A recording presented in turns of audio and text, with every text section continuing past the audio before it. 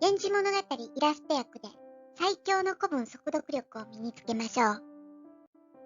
この動画では、源氏物語の原文の後に一語一語の現代語訳が流れます。重要古語にはアンダーラインが引いてありますので、よく照らし合わせて単語や文法をマスターしましょう。さらに、イラスト訳と合わせて読むことで状況理解ができ、古文で最難関の主語の確認もスムーズに行えるようになります。それでは、イラスト訳本編のスタートです。第2条母切りの後半部分です。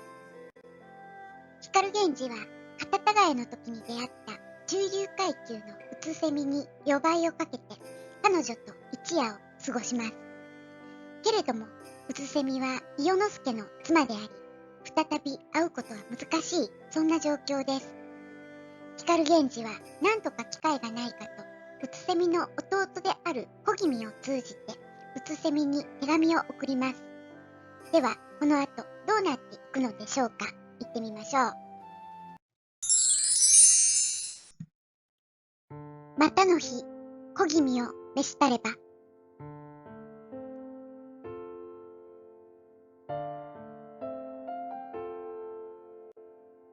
参るとて、御帰りこう。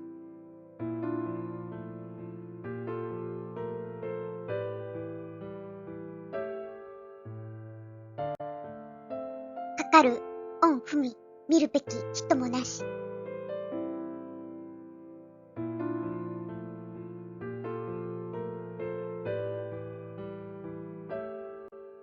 と聞こえよ、とのたまえば、うちへ見て。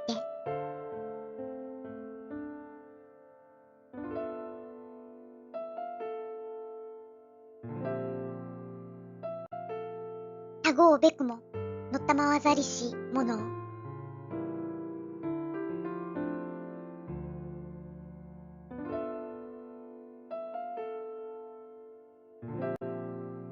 いかが、さは、申さん。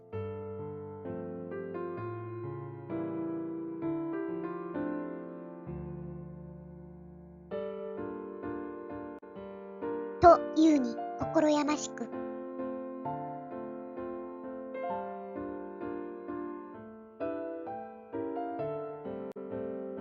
残りなく、のたまわせ。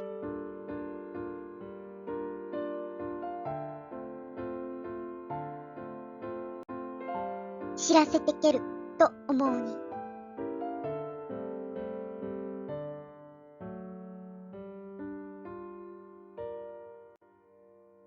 つらきこと、限りなし。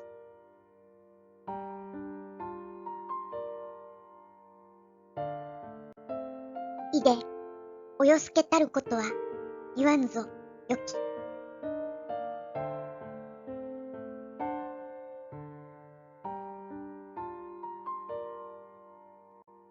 さは、な、参りたまいそ、と、むつかられて。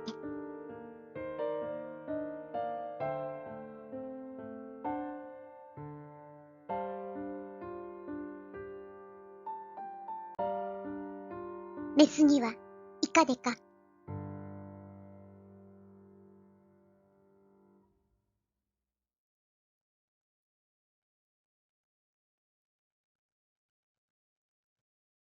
とって、参りぬ。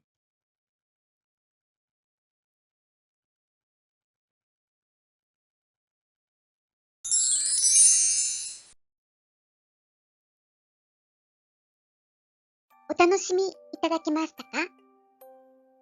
単語や文法は頭に入りましたでしょうか？今回の重要古語はこちらです。また、文法事項はこちらです。今回は疑問、反語の識別についてです。